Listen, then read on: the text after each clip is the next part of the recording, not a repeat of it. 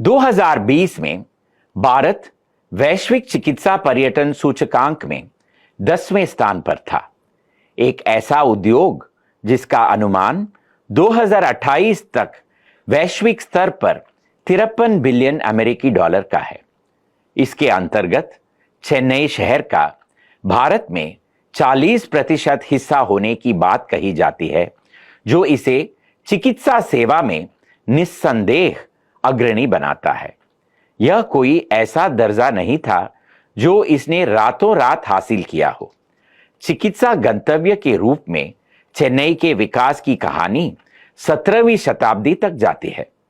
ऐतिहासिक दृष्टि से मद्रास शहर ने अंग्रेजों के अधीन महत्व प्राप्त किया। उन्होंने 1640 में यहां फोर्ट सेंट जॉर्ज का निर्माण किया और तब से शहर का विकास हुआ।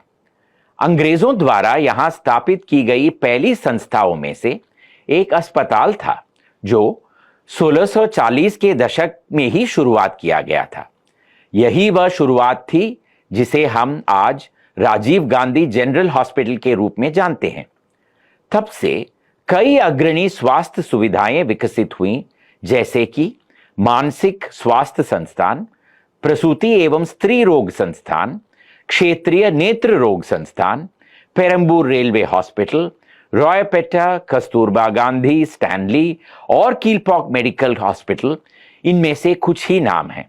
1835 में मद्रास मेडिकल कॉलेज और 20वीं सदी के आरंभ में स्टैनली और कीलपॉक मेडिकल कॉलेजों की स्थापना का मतलब था कि यहां प्रतिष्ठित शैक्षणिक संस्थानें भी थीं। लेकिन किसी भी इतिहास में एक ऐसा क्षण आना ही था जब प्रक्षेपक बदल जाता है। विकास की जो मानक गति होती है वह अचानक घातीय हो जाती है। निस्संदेह अपोलो हॉस्पिटल ने उस मोड़ का प्रदान किया। आइए आज हम अपोलो को बनाने वाली कहानी देखें और यह भी देखें कि उसके बाद अपोलो ने भारतीय चिकित्सा इतिहास को कैसा आकार दिया। हमारी कहानी एक आदमी और उसके सपने से शुरू होती है और वह डॉक्टर प्रताप सिंह रेड्डी हैं, जिन्हें आज भारत की स्वास्थ्य सेवा की कहानी में अग्रणी माना जाता है। 5 फरवरी 1933 को राघव और शकुंतला रेड्डी के घर पैदा हुए डॉक्टर पीसी रेड्डी, जैसा कि उनके नाम से पता चलता है, वर्तमान आंध्र से संबंधित एक पारंपरिक परिवार से थे। 1950 के दशक में वे स्टैनली मेडिकल कॉलेज में पढ़ाई करने के लिए मद्रास आए। स्नातक की पढ़ाई पूरी करने और सुचरिता से शादी करने के बाद उन्होंने 1963 में संयुक्त राज्य अमेरिका जाने का फैसला किया। 1970 में भारत लौटकर डॉक्टर रेड्डी ने मद्रास के सेंट मेरीज रोड पर स्थित अब बंद पड़े एचएम हॉस्पिटल में हृदय संबंधी सुविधा स्थापित करने पर ध्यान केंद्रित किया। यहीं पर उन्होंने पहली बार एक करिश्माई डॉक्टर के रूप में नाम कमाया। एचएम अस्पताल में सफल होने के दौरान डॉक्टर रेड्डी का एक सपना था, भारत में विश्व स्तरीय चिकित्सा सुविधाएं लाना। वह एक छत के नीचे एक मल्टी स्पेशलिटी अस्पताल चाहते थे, जहां लोग उम्मीद के साथ आ सकें। वह नियंत्रित अर्थव्यवस्था का दौर था, जब देश कम से कम के साथ आत्मनिर्भर होने की कोशिश कर रहा था, जबकि मांगें लगातार बढ़ रही थी और इसमें स्वास्थ्य सेवाएं भी शामिल थीं। सभी अस्पताल धर्मार्थ संस्थान या संस्कारी स्वामित्व वाले थे, इसलिए गुणवत्तापूर्ण चिकित्सा सेवाओं की भारी कमी थी। अमीर लोगों ने विदेश जाने का विकल्प चुना, जबकि बाकी लोग बस पीड़ित थे। डॉक्टर रेड्डी ने अस्पतालों की एक श्रृंखला का सपना देखा जो इस असंतुलन को ठीक कर सके। हालांकि बाधाएं बहुत थी। इनमें से पहला था पूंजी। वह एक ऐसा समय था जब भारत में अस्पताल उन उद्योगों की सूची में नहीं थे जिन्हें बैंक से धन प्राप्त करने की अनुमति थी।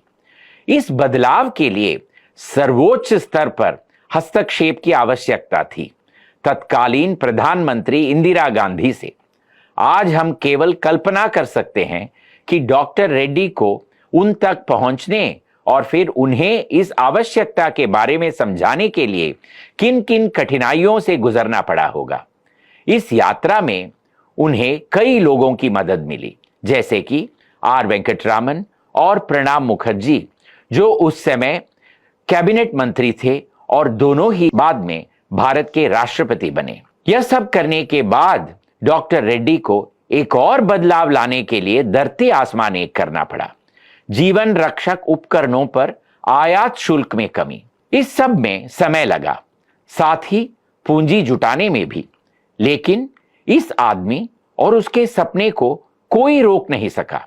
ग्रीम्स लेन पर अपोलो अस्पताल, जो आज एक मील का पत्थर है, 1983 में अस्तित्व में आया, जिसका उद्घाटन उस समय भारत के राष्ट्रपति ज्ञानी ज़ैल सिंह ने किया। यह एक ऐसा अस्पताल था जो किसी और जैसा नहीं था।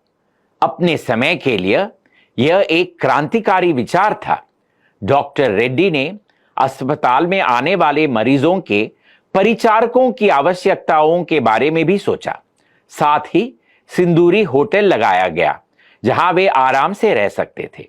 लेकिन समय के साथ अस्पताल के तेजी से विकास के साथ होटल को छोड़ दिया गया और स्वास्थ्य सेवा की बड़ी मांगों के लिए परिसर को अपने कब्जे में ले लिया गया। कहानी यहीं खत्म हो सकती थी। एक डॉक्टर विश्व स्तरीय मल्टी स्पेशलिटी अस्पताल का निर्माण कर रहा था और जीवन में आगे बढ़ रहा था। लेकिन अपोलो की यात्रा वास्तव में अभी शुरू ही हुई थी। डॉक्टर रेड्डी भले ही चिकित्सा के बारे में चिंतित थे, लेकिन वह यह भी चाहते थे कि दवाएं आसानी से उपलब्ध हों। अपोलो फार्मेसीज की पहली दुकान 1983 में मद्रास के मंदवली में खुली। अगले 1000 दिनों के भीतर 1000 स्टोर खोल दिए गए और फिर 2013 तक बड़े फॉर्मेट वाले स्टोर खुल गए। 2022 तक 5000 स्टोर खोल दिए गए हैं। अस्पताल वो जगह होती है जहां लोग बीमार पड़ने पर जाते हैं। अपोलो के आने तक यही स्थिति थी। जिस तरह किसी भी मैन्युफैक्चरिंग सेटअप में ब्रेकडाउन मेंटेनेंस की तुलना में प्रिवेंटिव मेंटेनेंस हमेशा बेहतर होता है, उसी तरह डॉक्टर रेड्डी का दृढ़ विश्वास था कि बीमारी का पता लगने के पहले ही उसका पता लगा लिया जाना चाहिए। यह विचार उन्हें 1972 में ही आ गया था, जब एक प्रसिद्ध pathologist doctor David Gorlick doctor Reddy को एचएम अस्पताल में पैथोलॉजी सेवा स्थापित करने में मदद करने के लिए भारत आए थे। अपोलो अस्पताल के साथ यह विचार वास्तविकता में बन गया। 13 जून 1983 को मास्टर हेल्थ चेकअप सेवा शुरू हुई और उसी साल 27 जुलाई से इसे नियमित कर दिया गया। सक्रिय जांच से अनगिनत लोगों की जानें बचाई गई। इसने 2019 में प्रो हेल्थ का जन्म दिया, जो एक व्यक्तिगत स्वास्थ्य जांच कार्यक्रम है जिसे विशेषज्ञ डॉक्टरों ने एआई की मदद से तैयार किया।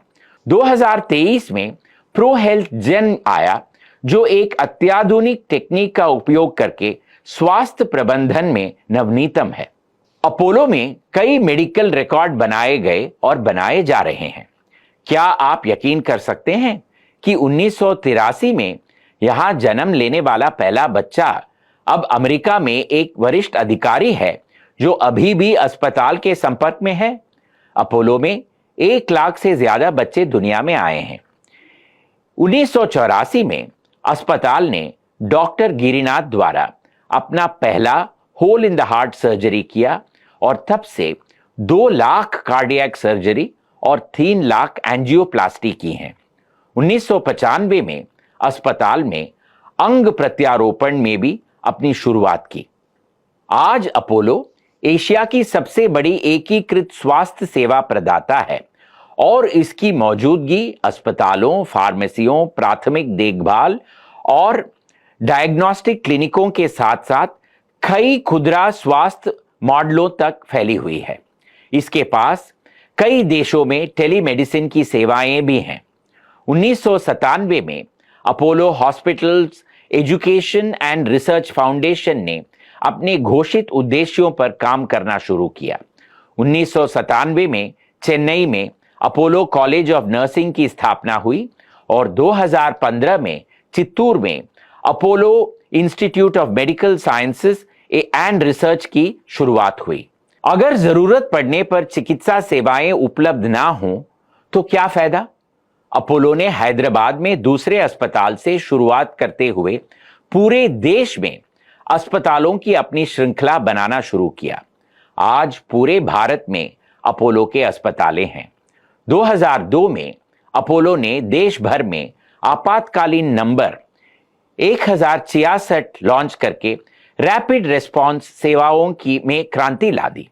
2013 में इसने भारत का पहला एकीकृत ग्रामीण स्वास्थ्य सेवा वितरण नेटवर्क टोटल हेल्थ लॉन्च किया।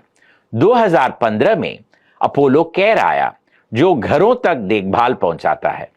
अपोलो 24/7 ऐप 2020 में लॉन्च किया गया। ऐसी गतिशील समूह को मान्यता मिलनी ही थी। इसमें कोई आश्चर्य की बात नहीं है कि डॉक्टर रेड्डी सबसे प्रसिद्ध भारतीयों में एक हैं।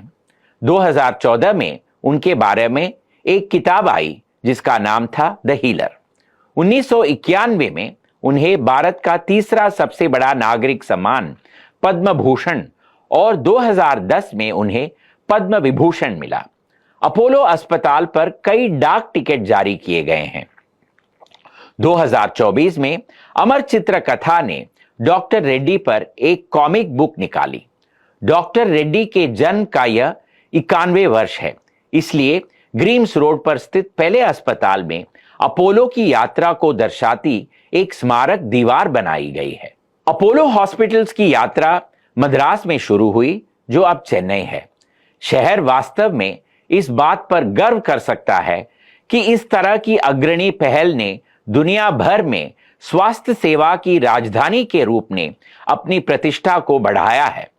समूह की सबसे बड़ी उपलब्धि निश्चित रूप से वह अनगिनत जीवन है जो इसने अपनी दशकों की सेवा में बचाए हैं। इसके ठीक बाद एक और उपलब्धि भी है, पूरे भारत में चिकित्सा सेवा की गुणवत्ता के मानक को लगातार ऊपर उठाना। वास्तव में भारत के चिकित्सा इतिहास को 2 समय अवधियों में विभाजित किया जा सकता है, अपोलो से पहले और उसके आगमन के बाद, और यह कहानी मद्रास यानी चेन्नई में शुरू हुई।